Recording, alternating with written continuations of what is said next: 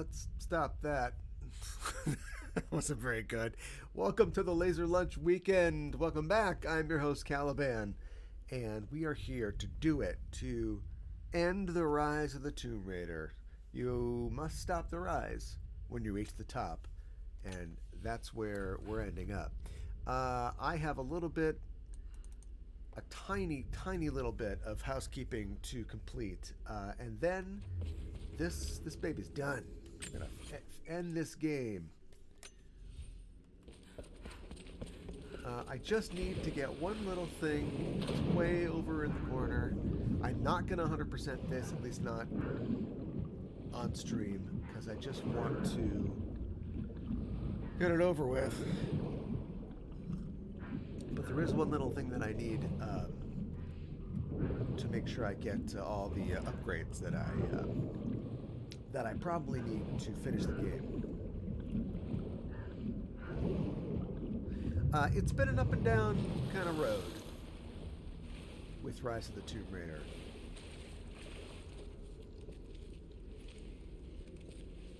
And if I had to give, I mean, I guess I haven't played the last mission yet.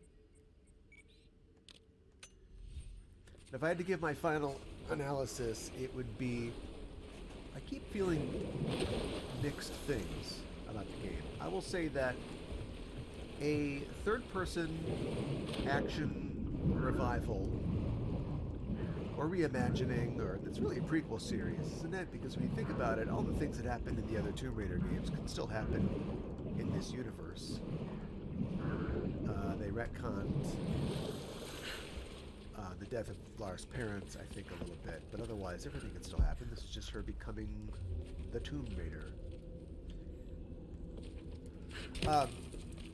But my big thing is, you know, you're late to the game. It's true that you inspired other third-person adventure games, obviously, Uncharted being the example. So you have no choice but to kind of follow in their footsteps. And that's, you know, it is what it is. But what are you bringing to it and what are you adding? And they haven't added a whole lot. In the first game, it was very Uncharted-esque. Adding an open world in the second game, this game, I think was probably their big triumph, or at least their big innovation to the theme. Although there are other open world games, aren't there? So now you're kind of stepping in the Ubisoft realm as well as the Uncharted realm. And it doesn't do either of those things better than either of those other things I mentioned. At its height, the city was a marvel.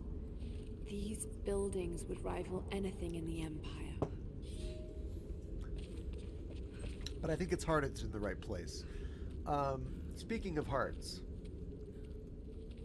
yeah, we can speak of hearts, or just you know, the heart of what they're trying to get to.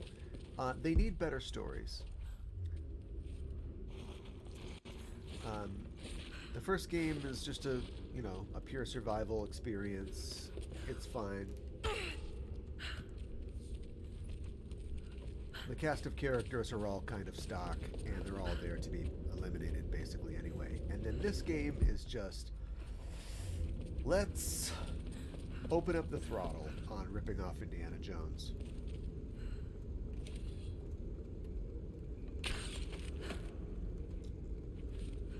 I mean, which, you know, hey, I guess it's the place that you'd want to do that in an adventure archaeologist game. But a lot of the things they're ripping off are very blatant. And again, instead of having, you know, Lara's friends, there are the other characters, the kind of natives that you meet, and none of them are compelling.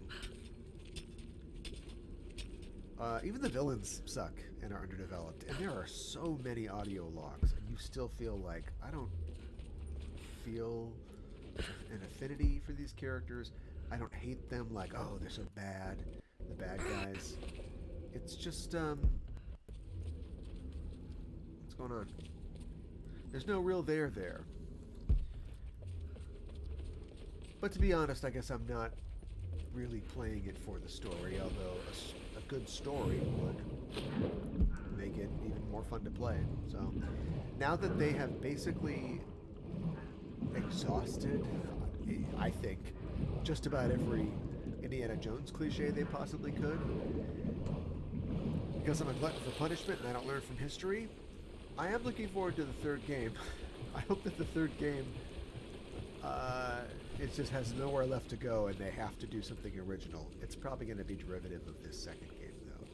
One thing that I haven't mentioned and I haven't played on stream is the multiplayer slash, roguelike challenge mode, which I've played with a little bit. And if I return to Rise of the Tomb Raider, it'll be to play that because it's kind of fun. There's like time challenges and there's, you run around Croft Manor or a cave and shoot skeletons, and I can see myself playing that again and again. And I have no idea if there is that mode in the third game. I would assume there is. Although, to be honest, and in keeping with the rebooted Tomb Raider franchise's propensity for employing things way too late, I'm assuming the third game has a big multiplayer focus. But we'll see. I am going to play that on the stream after this. Alright. How do I know how many coins I have?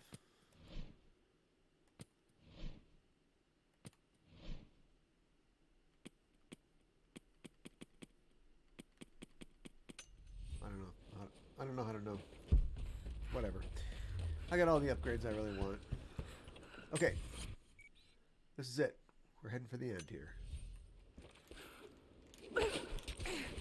Lara, can't you just do that, please?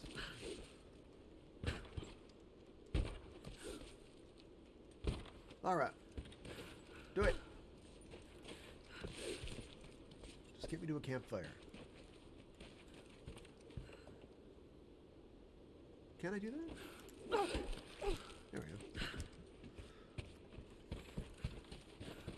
Oh, check out the story. Okay, so we did it. We found the Atlas, which guides the way to the divine source within the lost city of Kitezh. Kitezh is, in this reality, a city not buried under a lake. I already gave it away. Not sunken beneath a lake, but buried under a glacier, which is interesting variation on the tale. I'll need to get more salvage if I'm going to upgrade the rest of the weapons. And where am I going? I'm going up here. And I have found the city. The city is populated with basically undead soldiers. You think Koshi the Deathless is cool? What about a whole army of deathless guys? And so they are essentially ancient Roman zombies, warriors who are defending Kitezh.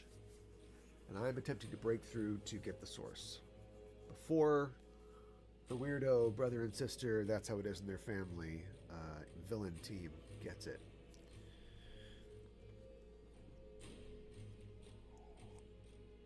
There's some history between the villain lady and Lara's father, but the game does not know how to dole that information out, weirdly.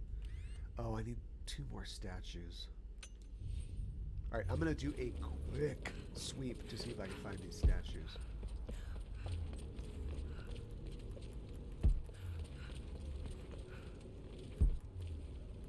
It may not matter, though.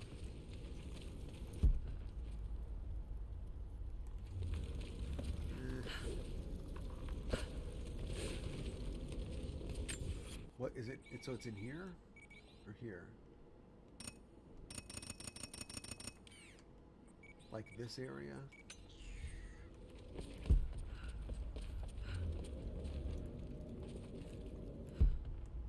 This might not matter. Like I said, I don't want 100% it. Is that one? I think that's one.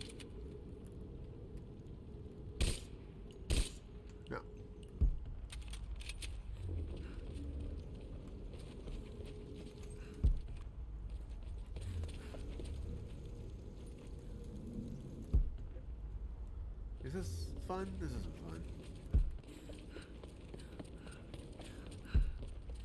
They're usually like on the tops of the